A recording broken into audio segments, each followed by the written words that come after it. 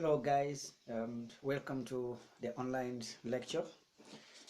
My name is Omar Danso. I'm an undergraduate student preparing for my master's in molecular biology. Our topic of discussion today is going to be on evolution. Simply because evolution is a terminology that has been solely misinterpreted and misunderstood by a lot of people, probably due to the misinformation given to the students. Now, I'm going to talk about a specific aspect of evolution today, which is Hardy-Weinberg equilibrium. Now, Hardy-Weinberg, these are two scientists who worked independently to came up with an idea when evolution will not occur. Now, their principle is named after the two scientists, Hardy and Weinberg. Now, the principle is called Hardy-Weinberg equilibrium, or Hardy-Weinberg principle, if you like. Now, Hardy-Weinberg equilibrium is telling us that there are certain conditions. If all those conditions are met at the same time, we should not see evolution within populations. What are these conditions? We first of all have to understand that the Hardy-Weinberg equilibrium, it works only in the diploid organisms.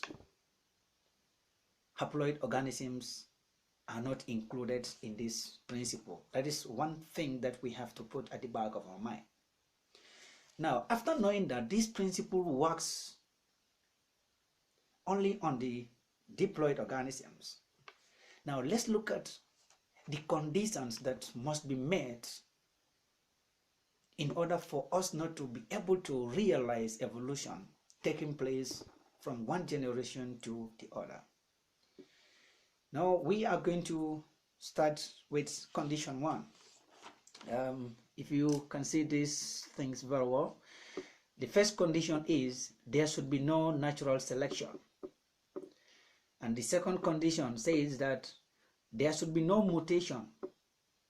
And the third one says there should be no genetic drift. Now the fourth condition says that there should be no migration, which defines the gene flow. And the last but not the least says that there should be only non-random mating. Now we're going to look at these conditions one by one, and what they mean we should elaborate on them a bit. Now let's look at the first one, natural selection. It says there should be no natural selection. Now what is natural selection? Natural selection means unequal survival and reproductive success of an individual. Yes, of course, natural selection is something that we experienced every day, and it's something that is always happening in nature. Few organisms are selected above the others because of maybe their phenotypes or their genotypes due to adaptation. So natural selection is something that takes place every time. So, which means there should be an evolution no matter what happens, because natural selection will occur in all populations. And Hardy-Weinberg says that there should be no natural selection. If there is no natural selection, according to the Hardy-Weinberg principle, then evolution should not be occurring from one population to the other during the course of time. The second condition which says that there should be no mutation. Mutation, we know, it is the ultimate causes of genetic variations in the populations. Most of these genetic differences or variations or diversities that we see from one population to the other are mostly due to mutations. Mutation is something which is inevitable. We cannot control mutation because the major causes of mutations are something that are so diverse in a way that mutation will occur no matter what happens. It can occur randomly. It can occur by the ultraviolet light. It can be caused by some harsh chemicals such as the ethylium bromides, the cigarette smokes, and lots of different chemicals. You name the causes.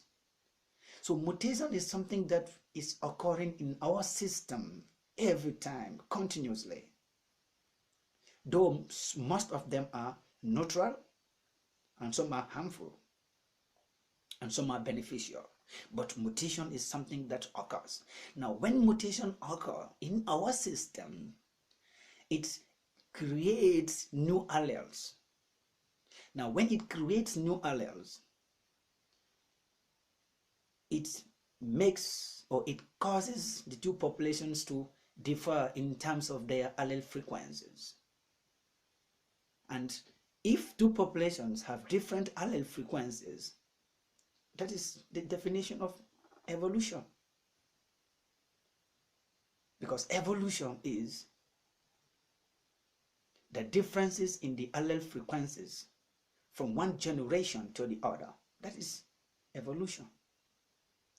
So if there is no mutation, Weinberg says that there will be no evolution. But once there is mutations, of course, the two populations are going to differ in their allele frequencies.